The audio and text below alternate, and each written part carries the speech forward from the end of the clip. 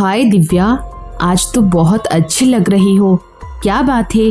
हाँ, आज अजीत का बर्थडे है तो कॉलेज के बाद हम लोग क्लब जाएंगे। Divya, if you don't mind एक बात कहूँ? हाँ हाँ कहो। एक्चुअली बात ये है कि अजीत और कीर्ति। क्या अजीत और कीर्ति?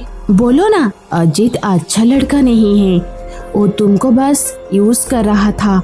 वो तुम्हारे थ्रू कीर्ति तक पहुंचना चाहता था, तुमने फिर वही शुरू कर दिया। कॉमन यार, अजीत इस कॉलेज का सबसे हैंडसम लड़का है, इसलिए आई नो तुम सब मुझसे जलते हो। तो अगली बार मेरे अजीत के लिए कुछ नहीं बोलोगे तुम, ओके? Got it? दिव्या सुनना। तो दिव्या वहाँ से चली जाती है। वो अजीत के खिलाफ एक लफ्ज भी नहीं सुन सकती, और सुनने भी क्यों, सच्चे दिल से जो चाहती थी उसे। कॉलेज के बाद दिव्या अजीत का उसके डिपार्टमेंट के बाहर वेट कर रही होती है कि अचानक वहाँ अंकित आ जाता है। अंकित दिव्या का बचपन का दोस्त है और उसे बहुत चाहता है। वो कई बार दिव्या को प्रपोज भी कर चुका है, लेकिन दिव्या हर बार उसे मना कर देती है। हाय दिव्या, किसका वेट कर रही हो? आओ, तुमको घर छोड़ दूं, काफी शाम हो गई है। नो थैंक्स अंकित, और मैंने कई बार बोला है कि मेरे आगे पीछे मत भागा करो प्लीज। अजीत तुमको छोड़ेगा नहीं, जाओ यहाँ से। मैं तो बस।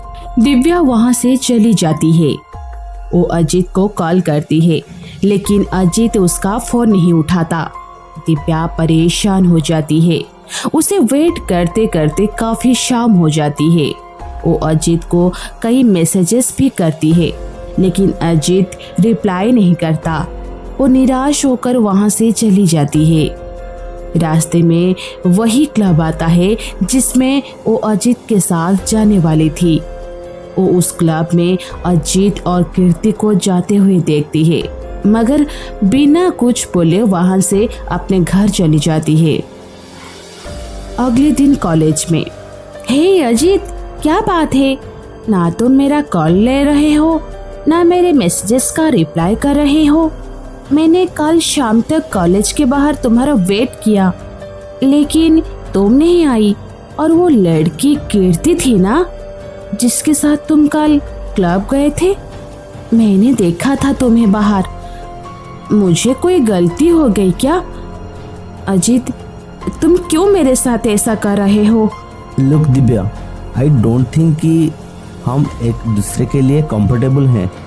I mean just look at you.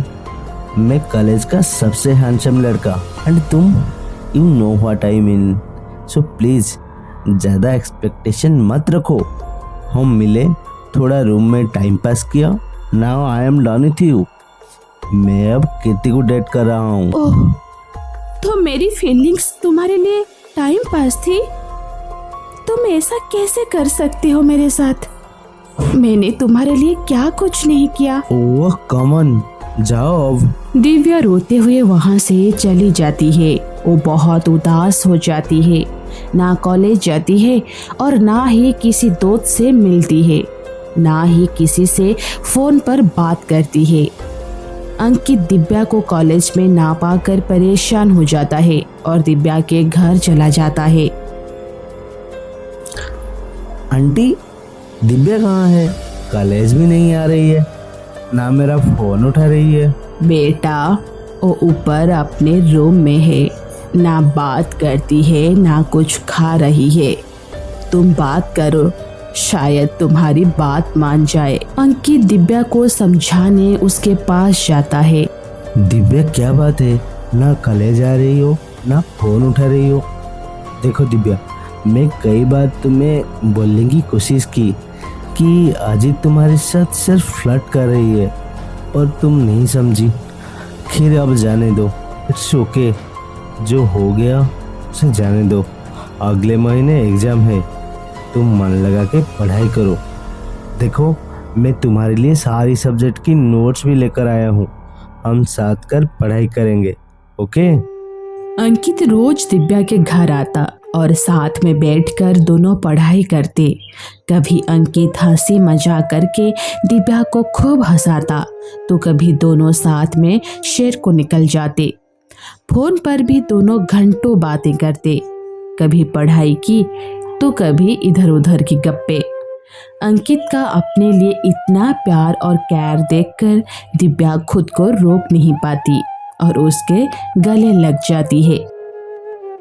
अंकित, मुझे माफ कर दो, मैंने हमेशा तुम्हें हर्ट किया, कभी भी ठीक से बात नहीं की और तुमने हमेशा सच्चे दोस्त की तरह मेरा साथ दिया है। मैंने कभी तुम्हारी फीलिंग्स नहीं समझी, प्लीज मुझे माफ कर दो। It's okay Divya, I love you and I always love you. और मेरा प्यार आज का नहीं, बचपन का है।